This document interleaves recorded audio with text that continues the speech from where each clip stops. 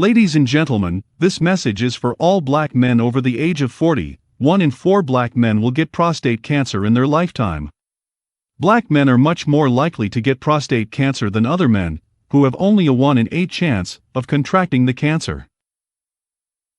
The information presented here is about prostate enlargement and cancer, and how to avoid it. Is prostate only relative to men? Yes, only men have a prostate and only men over 40 years old are at risk, but this healthcare information is for everyone. There is no woman who does not know a man 40 years old and above, whether that be their father, uncle, brother, son, friend, neighbor, or colleague. Essentially, this information is about health and awareness. Responsible health promotion must provide at least these 3 things. 1. Information. 2. Reassurance. 3. A plan of action. Let me start with some background information on prostate health.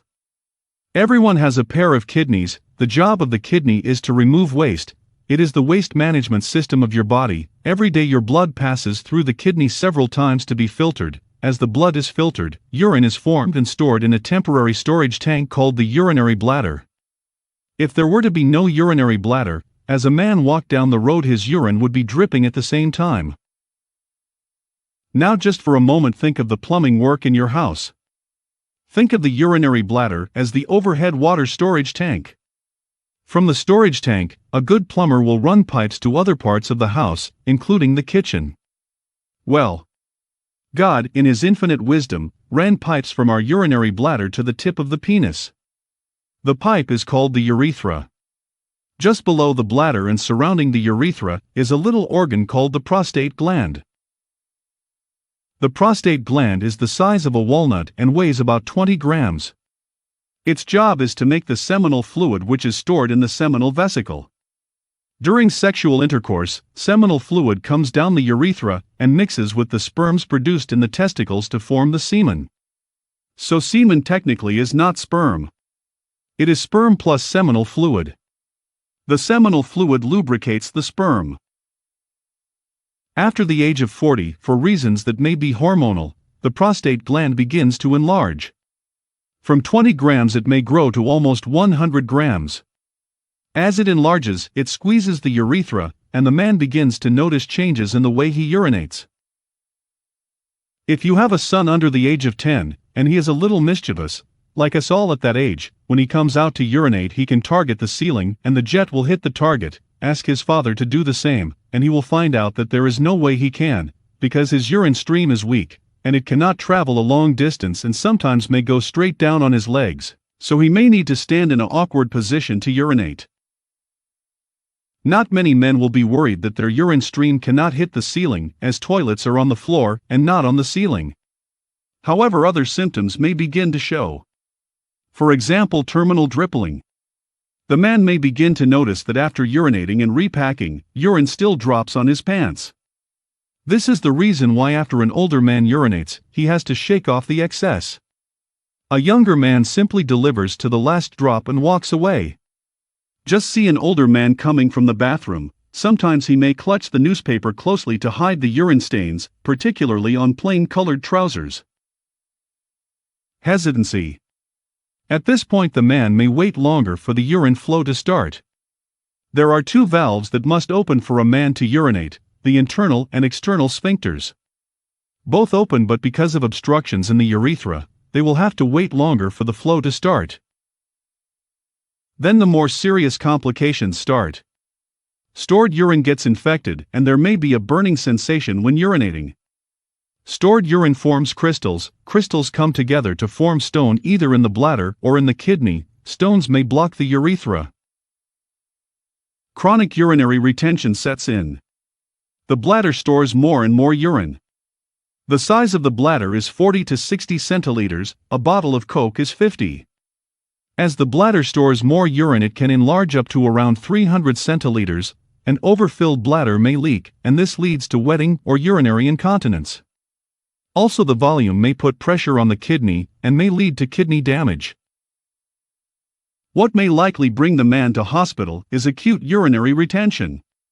He wakes up one day and he is not able to pass urine. Everything I have described above is associated with prostate enlargement, technically called benign prostate hyperplasia. There are other diseases of the prostate, for example.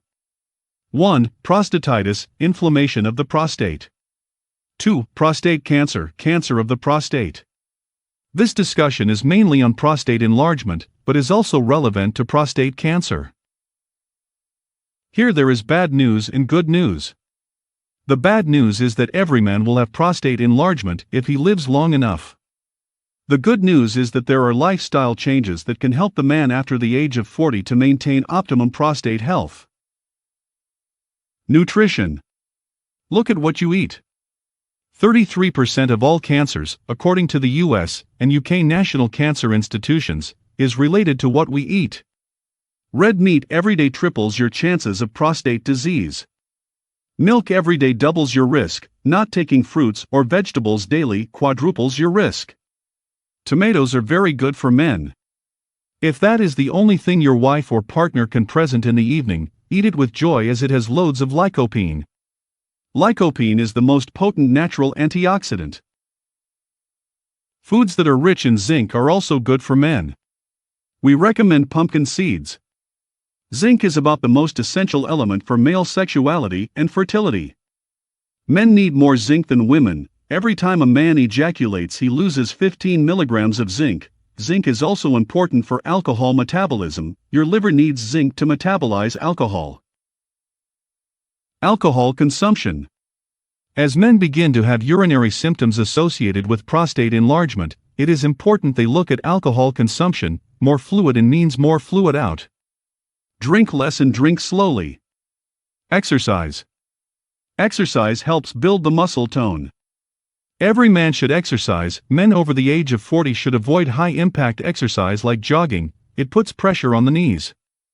Cycling is bad news for the prostate. We recommend brisk walking. Sitting.